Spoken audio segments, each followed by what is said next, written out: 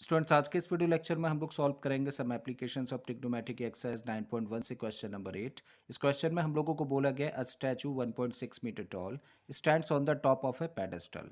तो एक स्टैचू है जिसकी हाइट 1.6 मीटर है और ये स्टैचू एक पेडेस्टल के ऊपर खड़ा हुआ है। तो फिगर में हम लोग देखें तो ए बी से हम लोगों ने पेडेस्टल को रिप्रेजेंट किया है और डी ए से हम लोगों ने स्टैचू को रिप्रेजेंट किया है जिसकी हाइट 1.6 मीटर है और ये स्टैचू इस पेडेस्टल के ऊपर खड़ा हुआ है।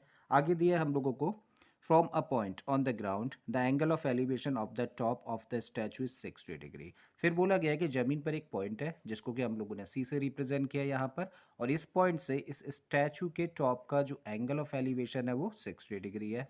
आगे दिया है and from the same point the angle of elevation of the top of the pedestal is 45 और उसी पॉइंट से पेडेस्टल के टॉप का एंगल ऑफ एलिवेशन 45 डिग्री है। Then find the height of the pedestal. तो फिर हम लोगों को पेडेस्टल की हाइट फाइंड करनी है, मीन्स हम लोगों को ए बी की लेंथ फाइंड करनी है। ठीक है, तो हम लोगों ने लेट कर लिया, let A B is the pedestal with height h metre. तो ए बी क्या है, पेडेस्टल है और इसकी हाइट हम लोगों ने लेट कर ली है एच मीटर। ठीक, अब कभी भी जब इस तरह के क्वेश्चंस हो जहाँ पे दो राइट ट्रायंगल्स फॉर्म होते हों तो ऐसे क्वेश्चंस में हम लोग क्या देखते हैं, कॉमन साइड। तो यहाँ पे देखिए दो राइट ट्रायंगल्स हैं, एक तो ए बी सी और दूसरा है डी बी सी। तो इन दोनों राइट ट्रायंगल्स को अगर हम लोग देखें तो हम लोग देख पा रहे हैं ये वाली जो साइड है बी सी साइड दोनों ही ट्रायंगल्स में है।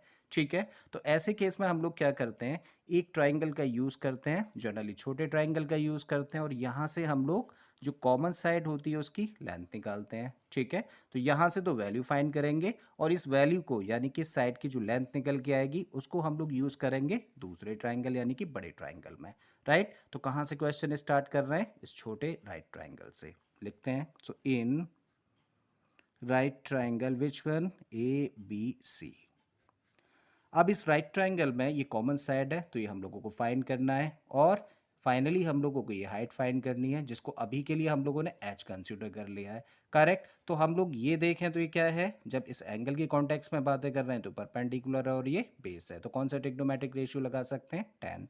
ठीक है, और एंगल क्या है इस ट्राइंगल में, 45 degree. So 10 45 equal to perpendicular means A B upon base, base क्या है बी सी। अब 1045 की वैल्यू कितनी होती है, 1। So this equal to A B upon B सी।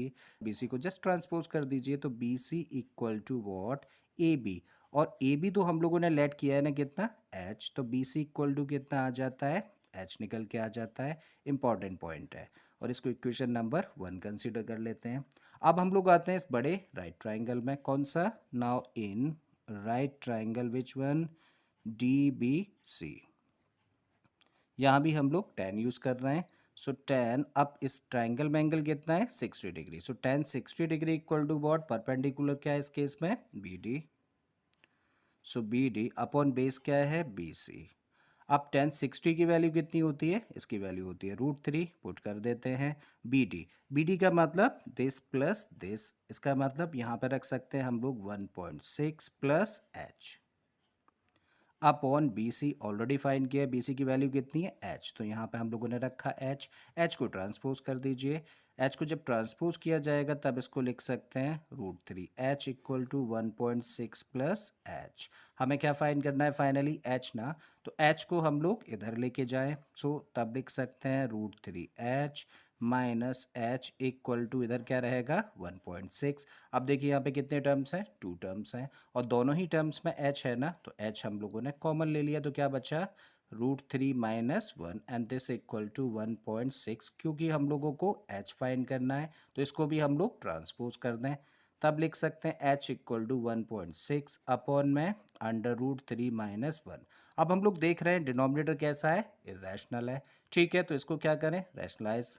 ठीक, और रैशनलाइज करने के लिए इसके कॉन्जुगेट से मल्टीप्लाई और कॉन्जुगेट से डिवाइड कर रहे हैं। ठीक है, तो 1.6 और मल्टीप्लाई करेंगे इसका कॉन्जुगेट क्या होगा, √3 प्लस 1 और नीचे क्या है √3 माइनस 1 तो था ही, इसका कॉन्जुगेट है √3 प्लस 1।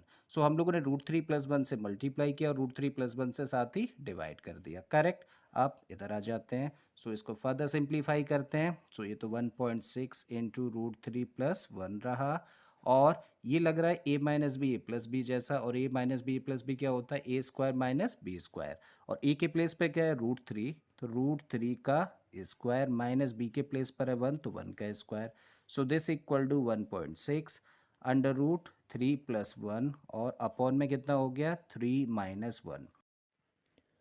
तो अब इसको हम लोग लिख सकते हैं 1.6 और ब्रैकेट में √3 + 1 अपॉन में 3 में से देखिए 1 को माइनस करेंगे तो ये 2 हो जाएगा। अब 2 से 1.6 को कैंसिल आउट करते हैं 0.8 टाइम्स, करेक्ट। अब इसको फर्दर लिखा जा सकता है 0.8 और ब्रैकेट में √3 + 1 और यही क्या है आंसर इस क्वेश्चन का। आई होप स्टूडेंट्स क्वेश्चन आपको समझ आ गया होगा। अगर ऐसा है तो प्लीज़ वीडियो को लाइक कर दें, चैनल को सब्सक्राइब कर लें और बाकी के क्वेश्चंस के लिए आप मेरी प्लेलिस्ट में चले जाइए। इस तरह के बहुत सारे क्वेश्चंस मैंने ऑलरेडी अपलोड किए हैं। फिर से आता हूँ एक नए क्वेश्चन एक नए कॉन्सेप्ट के साथ में। Till then keep learning and thank you for watching this video.